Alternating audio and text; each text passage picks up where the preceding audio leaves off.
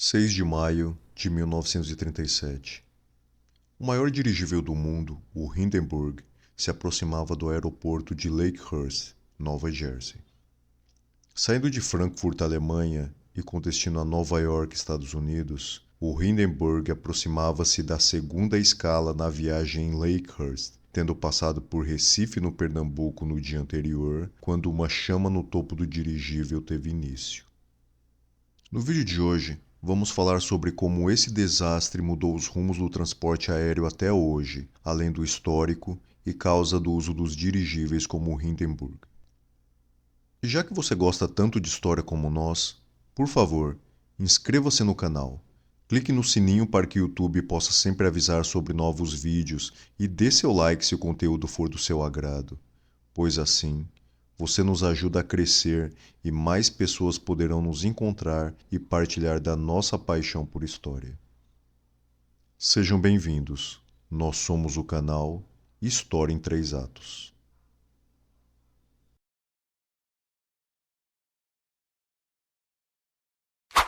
Ato 1. O advento dos dirigíveis. Os dirigíveis, também conhecidos como zeppelins ou balões dirigíveis, foram uma das primeiras formas de transporte aéreo e surgiram no final do século XIX. O primeiro dirigível bem-sucedido foi criado pelo brasileiro Alberto Santos Dumont em 1898. Ele construiu um dirigível movido a motor que conseguia voar controladamente e realizar manobras no ar. Em 1900, o alemão Ferdinand von Zeppelin criou o primeiro dirigível rígido, que consistia em uma estrutura de metal com bolsas de gás dentro. Este modelo permitia maior controle sobre a direção e a altitude do dirigível e, portanto, era mais eficiente em termos de viagens aéreas.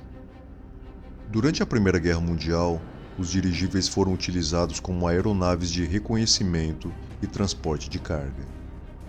Após a guerra, houve um aumento na construção de dirigíveis para fins comerciais e de passageiros. A Alemanha foi um dos países líderes na fabricação de dirigíveis, com a empresa Zeppelin sendo a mais famosa. Tão famosa que o nome da empresa tornou-se sinônimo para dirigível.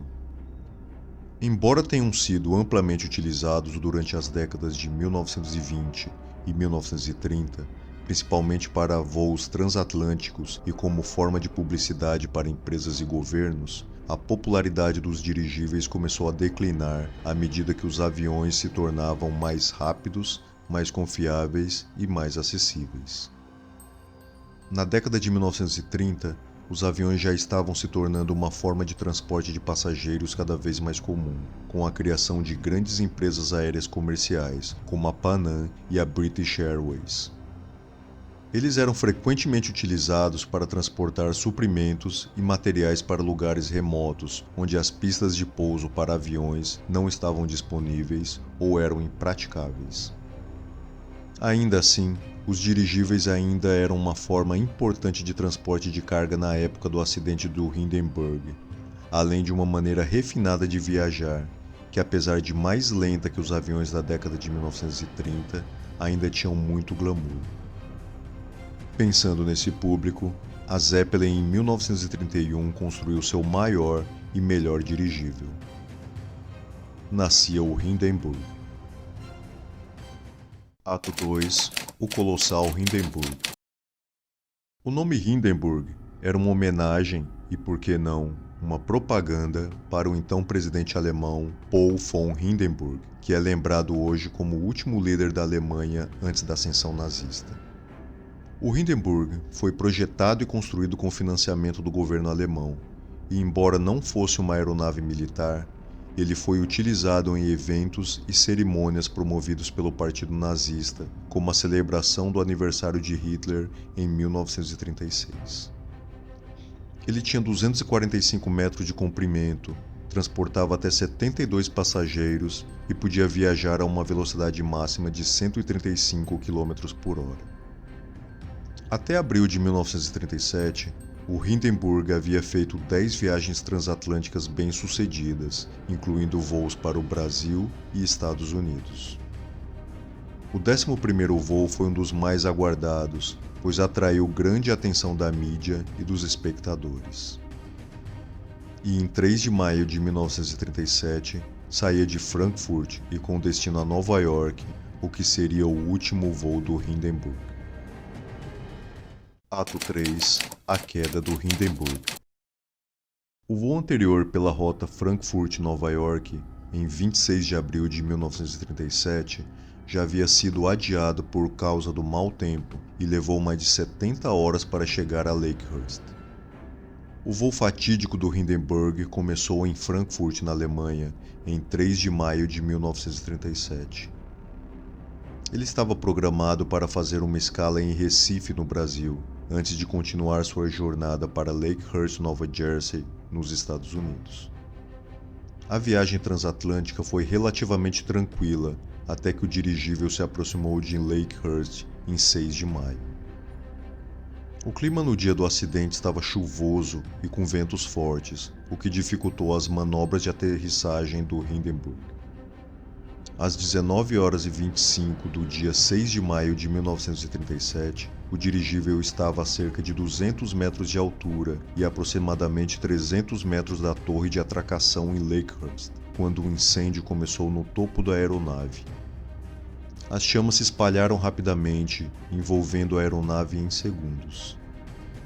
O fogo foi tão intenso que o Hindenburg ficou completamente envolto em chamas em questão de minutos, antes de cair em direção ao solo e explodir ao tocar o chão. A bordo do Hindenburg haviam 97 pessoas, entre tripulantes e passageiros. Muitos conseguiram escapar, saltando da aeronave enquanto ela ainda estava no ar, mas outros ficaram presos e não conseguiram sair. A tragédia chocou o mundo e gerou uma grande comoção pública, especialmente nos Estados Unidos e na Alemanha, os dois países mais diretamente envolvidos no desastre. Os dirigíveis já estavam perdendo popularidade na época, devido aos avanços na aviação e ao surgimento de aviões mais rápidos, seguros e confiáveis. O acidente do Hindenburg acelerou esse processo e levou ao declínio final dos dirigíveis como meio de transporte aéreo. O acidente também teve um impacto político, pois o Hindenburg era visto como um símbolo de tecnologia alemã e da força do regime nazista. O fato de que a aeronave estava decorada com a suástica nazista e era símbolo de orgulho nacional para a Alemanha tornou a tragédia ainda mais dolorosa para o país. As causas exatas do acidente do Hindenburg ainda não são completamente conhecidas, mas várias teorias foram propostas ao longo dos anos. Em 2013, pesquisadores da NASA conduziram uma análise detalhada do acidente e concluíram que o mais provável é que o fogo tenha sido causado por uma combinação de fatores, incluindo a presença de materiais inflamáveis no revestimento do dirigível, a presença de eletricidade estática no ar e a possibilidade de um vazamento de hidrogênio. Apesar da comoção e do impacto que o acidente teve, houve também um lado positivo. O desastre do Hindenburg ajudou a aprimorar os padrões de segurança da aviação e incentivou ainda mais o desenvolvimento de novas tecnologias aeronáuticas, que tornaram os aviões cada vez mais seguros e confiáveis. Muito obrigado a você que nos acompanhou até o final. Inscreva-se no canal e até a próxima.